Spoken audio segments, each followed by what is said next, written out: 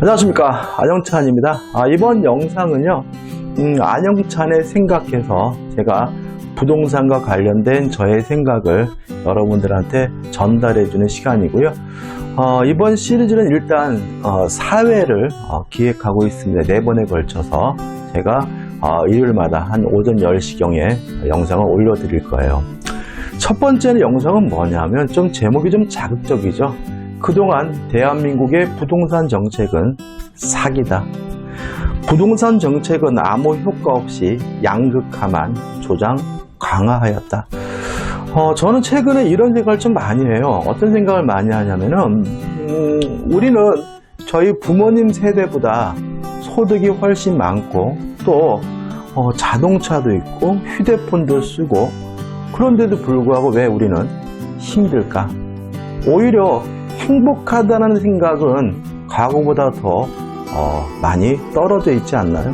자살률도 굉장히 높고요. 왜 이런 상태가 됐을까? 이런 거거든요. 근데 제가 여러 가지 원인이 있겠지만 한 가지 원인은 정부의 정책의 실수가 수십 년간 누적되다 보니까 사회 구조가 굉장히 기형적으로 바뀌어버리는 바람에 우리가 아무리 열심히 노력하더라도 극복하지 못하는 것에 대한 무력감, 또 아니면 과거에 우리 부모님 세대는 다 같이 못 살았는데 지금은 못 사는 사람은 굉장히 못 살고 잘 사는 사람은 굉장히 잘 사는 이런 양극화 때문에 상대적인 박탈감, 이런 것 때문이 아닌가 싶어요. 저는 이 영상은요, 현재 정권, 문재인 정권을 비판하려고 만드는 영상은 아닙니다. 실제 이거는 문재인 정권만의 문제가 아니라 그동안 수십 년간 우리 정부의 정책의 문제인 것이지 현재 정책의 문제인 건 아니에요. 솔직히 말씀드리면 저는 문재인 정부는 과거의 그 잘못된 그 정책을 좀 올바른 방향으로 수정할 거라고 좀 생각을 했는데 그렇지 못하더라고요. 과거의 정책을 그대로 답습하는데 이러한 정책들이 결국은 어떤 효과를 가져오냐면 양극화를 조장하고 양극화를 강화하는 효과를 가지고 있다는 거죠. 일단 어떤 문제냐면 이런 겁니다. 예를 들어서 강남에 인기 있는 지역에 아파트를 분양한대요. 제 기억으로는 한 2년 전인가요? 그 강남 반포에 있는 아파트를 재건축해가지고 일반 분양을 하게 되는데 굉장히 인기가 많았거든요. 그러니까 어떻게 해요? 사람들이 막 몰려다니죠. 그래서 모델하우스에 줄 서가지고 수백 미터 줄 서가지고 모델하우스 구경하고 이러면 이제 어떤 일이 벌어지냐면 부동산 경기가 과열됐다 이런 언론 보도들이 나오게 됩니다. 그래서 청약률이 수백 대 1일 거다. 부동산 경기가 과열되고 있다. 정부는 도대체 뭐 하느냐라는 이런 기사들이 나오게 되고요.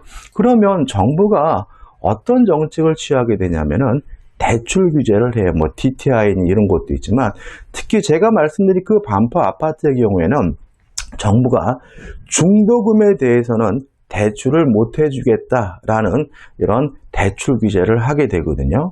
그러니까 다시 말하면 조금 아파트 분양 열기가 과열이 된다고 싶으면 바로 뭐가 들어갑니까? 대출 규제에 들어가게 되는 거죠. 근데 이러한 대출 규제는 어떤 효과를 가져올까요, 여러분들? 이걸 당연시 하거든요, 우리가요. 당연시 하는데 실제로 이 대출 규제는 청약 경쟁률을 하락시키는 효과가 있어요. 왜냐하면 청약을 받기 위해서 대출을 못 받으니까 돈이 필요한 사람만 청약을 받겠죠. 근데 이것이 아파트 가격 안정에 도움이 될까요? 전혀 상관이 없다는 거죠. 다시 말하면 분양되는 이 아파트의 가격은 고정되어 있는 거고요. 고정되어 있는 거고 청약 경쟁률이 10만 대 1이든 50만 대 1이든 그거하고 상관이 없는 거거든요. 다시 말하면 대출을 규제하게 되면 경쟁률은 하락시키지만 아파트 가격을 하락시키는 것도 아니고요. 아파트 가격을 안정시키는 것도 아닙니다. 이거 완전 기망인 거죠. 근데 이게 어떤 효과를 가져오게 되냐면 서민들의 참여를 배제시키고요. 부자만 참여하는 일이 벌어지게 되는 거죠. 다시 말하면 제가 저같이 돈 없는 사람은 요 강남에 인기 있는 아파트 사기만 하면 매덕시 오를 아파트를 분양받으려면 대출을 받아야 되는데 대출을 규제해버리는 바람에 대출을 받을 수가 없으니까 결국은 이 아파트가 만약에 8억짜리라면 요 8억 현금이 있는 부자들만이 참여할 수 있게 되는 거죠. 그래서 결국은 경쟁률이 하락한다는 말은 투기 세력이 빠지는 것도 있지만 더 중요한 문제점은 뭐냐면 돈 없는 서민들은 이 아파트 청약에 응할 수가 없다는 점입니다. 다시 말하면 경쟁률이 하락되는 이유는 돈 없는 서민들이 배제가 돼서 경쟁률이 하락되는 거고요. 아파트 가격이 결코 안정되는 것은 아니라는 거죠. 그래서 어떤 일이 벌어지냐면 이러면 어떻게 돼요? 나중에 아파트 가격이 상승하면 이 상승하는 이익은 오로지 그 8억을 현금 주고 살 수 있었던 부자들에게만 집중이 되는 거고요. 그러면 서민들은 어떤 행동을 하게 되냐면 대출을 받아서라도 아파트를 사야 되니까 대출이 편한 지역, 교외 지역에서 아파트를 분양받게 되는 거죠. 특히 미분양 아파트 같이 인기 없는 아파트 같은 경우에는 중도금 무이자 대출해가지고 대출을 받으라고 자꾸 꼬셔요. 그래서 결국은 거기는 대출받기가 용이하니까 그 대출을 받아서 아파트를 분양받게 되는데 문제는 이 교외 지역이 아파트 가격이 상승하지 않는다는 거죠. 그럼 결국은 요 강남 아파트 분양 시장이 과열됐다는 이유로 대출을 규제하면 누구만 이익을 보는 거예요? 부자만 이익 보는 거죠. 더다시 말씀드리면 청약 경쟁률이 10만 대 1, 50만 대 1이면 부자들이 분양받기 불편하고요. 만약에 이러한 대출 기준에 인해서 경쟁률이 하락이 되면 부자들은 오히려 손쉽게 아파트, 좋은 아파트, 앞으로 가격이 상승할 아파트를 분양받을 수 있게 유리한 환경을 조성하는 것에 불과한 것이 이것이 아파트 가격 안정에 도움이 되는 것은 전혀 아니라는 거죠. 이해되시나요? 한번 예를 들어 볼게요. 자, 갑이라는 사람이 있고요. 을이라는 사람이 있는데 요 갑과 을 모두 동일하게 강남에 직장을 가지고 있고 연봉도 동일하다고 전제를 해볼게요. 근데 이 사람들이 뭐가 다르냐면 갑은 부모를 잘 만나가지고 이미 현금 5억 재산을 가지고 있고요. 을은 부모를 잘 못 만나가지고 열심히 노력하고 모은 돈이 얼마냐면 1억이에요. 자, 이런 상태에서 아까 말씀드린 그 강남의 아파트가 예를 들어서 5개 분양한다라고 한단 말이죠. 그러면 어떻게 해요? 막 모델하우스의 줄이 100m, 200m 쓰고 뉴스에 보도가 되고 막 과열이다 그러면서 정부가 바로 뭐합니까?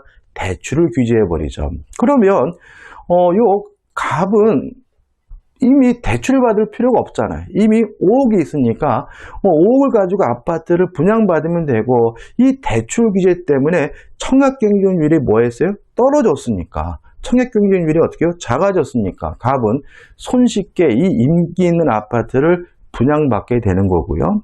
열심히 노력해서 1억을 모은 을은 이 아파트는 그림의 떡이고 결국은 을은 어디로 가는 거죠? 교외 지역에 가가지고 아파트를 분양받는데 여기서 이제 예를 들어서 자기 돈 1억하고 2억의 대출을 받아서 3억의 아파트를 분양받았다고 가정을 해볼게요. 지방에서요. 자, 이런 상태에서 이제 5년이 지났어요. 자, 5년이 지났는데 이 아파트는 역시 가격이 올랐어요. 예를 들어서 3억이 올랐다라고 가정해 볼게요. 3억 정도 오릅니다, 진짜로. 자, 오르면 이 사람은 갑은 재산이 5억에서 얼마가 된 거죠? 8억이 된 거죠. 다시 말하면 갑은 요 대출 규제를 통해서 저조한 약화된 청약 경쟁률 때문에 용이하게 좋은 아파트를 분양받아서 5년 동안 아무 짓도 안 했는데 재산을 3억을 뭐 하는 거죠? 증식하게 되는 거죠. 퍼센트로 따지면 어마어마한 증식인 거죠. 근데 을은 문제는 뭐냐면 5년 후에 아파트 가격, 을이 산 아파트는 상승하지 않는다는 거죠. 그러면 을의 재산은 현재 재산이 1억일까요? 아니라는 게 엽기적이라는 거죠. 이 사람은 지금 1억이 있었고 2억을 대출을 받아서 3억을 주고 아파트를 샀으면 현재 재산이 가격이 안 올랐다면 1억이어야 되는데 1억이 아니에요. 왜 그러냐면 이 사람은 2억을 대출받았기 때문에 5년 동안 2억에 대한 이자를 지급하잖아요. 연 3%를 계산하게 되면 3천만 원입니다.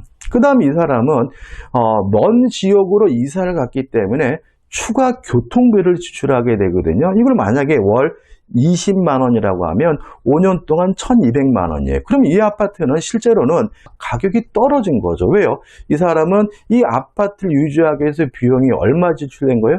4,200만 원이 지출된 거잖아요. 그러니까 이 양반이 한 아파트가 5년 후에 4,200만 원이 상승했다면 또인 거고, 지금 말씀드린 것처럼 가격이 상승 안 했다면 오히려 이 사람은 비용을 지출했기 때문에 가격이 떨어진 것과 진배가 없어요. 따라서 이분의 재산은 현재 1억인 것이 아니라 5,800만 원으로 쪼그라들어 있는 거죠. 엽기적이죠. 다시 말하면 우리는 열심히 노력하고 고생했지만 실제로 이 아파트와 같은 이 게임에서 결국은 가백에 패배를 해가지고요. 이유는 뭐예요? 정부의 대출 규제인 거죠. 그거 하나 이유 때문에 패배해가지고 재산이 뭐죠? 오그라드는 거예요. 그래서 결과적으로 이 사람들의 재산 차이는 원래 시작할 때는 4억이었는데 지금은 7억 4,200만 원으로 뭐가 된 거죠? 확대가 된 거죠. 와, 어마어마하죠? 다시 말하면 이러한 대출 규제는 부동산 가격을 안정화시키는데 전혀 도움이 안 되고요. 오히려 이 청약 경쟁에서 돈 없는 서민들을 배제시킴으로써 있는 사람들이, 부자들이 좀 더 편하게 분양받을 수 있는 기회를 제공해 줄 뿐인 거예요. 투기 세력이요? 투기 세력은 별 문제인 겁니다. 실제로 우리가 투기 세력 나쁜 건 그러지만 더 큰 문제는 뭐냐 하면 우리와 같은 을과 같은 서민들이 피해를 보고 있다는 것이 큰 문제인 거잖아요. 근데 이게 5년이면 이렇지만 이러한 정책 우리 정부가 몇 년 동안이요? 제 기억으로 한 50년 이상 이런 정책을 계속해왔기 때문에 결국은 어떻게 해요? 부자는 계속해서 부자가 되는 거죠. 지금 강남 아파트값 상상도 못할 정도로 비싸잖아요. 가난한 사람들은 어떻게 해요? 내가 소득이, 재산이 유지되고 있는 것 같지만 실제로는 어떻게 해요? 계속해서 그 재산을 뺏기고 있는 거예요. 그러면 만약에 이렇게 아파트 청약이 과열 양상을 보이면 정부는 어떻게 해야 우리 서민들에게 도움이 되느냐 한번 생각해 보자고요. 자, 제가 만약에 위정자라면 이 강남 아파트가 분양이 되고 과열이다라고 이렇게 보도가 나오면 저는 대출을 규제하는 게 아니라 대출을 저리로, 가능하다면 무이자로 대출을 해주겠다라고 선포를 할 겁니다. 왜냐하면 저리로 대출을 해주면 청약 경쟁률은 어마어마하게 올라가겠죠. 그죠? 더욱 과열되겠죠. 근데 그것뿐인 거예요. 아파트 가격이 이미 고정되어 있기 때문에 아파트 가격이 상승되는 건 아니거든요. 항상 우리가 문제가 되는 것은 청약 경쟁률이 높으면 아파트 가격이 올라간다는 이상한 생각을 가지게 되는 거죠. 과열돼요. 과열된다는 말은 뭐예요? 야, 이제는 돈 없는 서민도 국가가 저리로 대출해 준다니까 저 강남 아파트를 내가 분양받을 수 있겠구나 해가지고 많은 사람들이 모이고요. 다시 말하면 서민들에게도 뭐가요? 기회가 보장되는 거예요. 다시 말하면 부자들은 굉장히 불편하겠죠. 정부가 대출 규제를 해주면 한 5대1이면 3대1이면 끝날 문제였는데 갑자기 정부가 저리로 대출해 준다는 바람에 10만 대 1이 돼버렸다면 굉장히 불편하겠지만 서민들은 참여할 수 있는 기회, 가능성을 갖게 되는 거고요. 따라서 서민들에게 똑같은 기능이 부여되니까 결과적으로는 이 양극화를 완화하는 정책이 되는 거죠. 근데 여기서 좀 한 가지 좀 짚어보자고요. 자, 보세요. 우리 지금 정부는 어떤 얘기를 했냐면 청약시장이 과열돼서 대출을 규제하면 부동산 가격이 안정될 거라고 얘기를 했잖아요. 그건 뭐예요? 기망이죠. 속임수인 거죠. 그 다음에 지금 제가 말씀드린 이러한 내용을 경제관료들이 모를까요? 너무 잘 알아요. 그래서 우리나라 경제관료들이 대부분 거주하는 지역이 강남이나 분당 이 지역이 집중되어 있거든요. 그럼 결국은 기망을 했는데 알면서 고의를 했다면 이게 뭐인 거예요? 제가 사기할 때 설명드렸다시피 이게 뭐예요? 사기인 거죠. 그래서 제가 이러한 부동산 정책은 정부의 대국민 사기다 이런 말씀을 드리는 거고요. 자, 여기까지입니다. 그래서 다음 영상도 이제 비슷한 우리 정책과 관련된 문제에 대해서 제가 말씀드릴 거고요. 자, 이 영상이 도움이 되셨다면 구독, 좋아요 부탁드리겠습니다. 고맙습니다.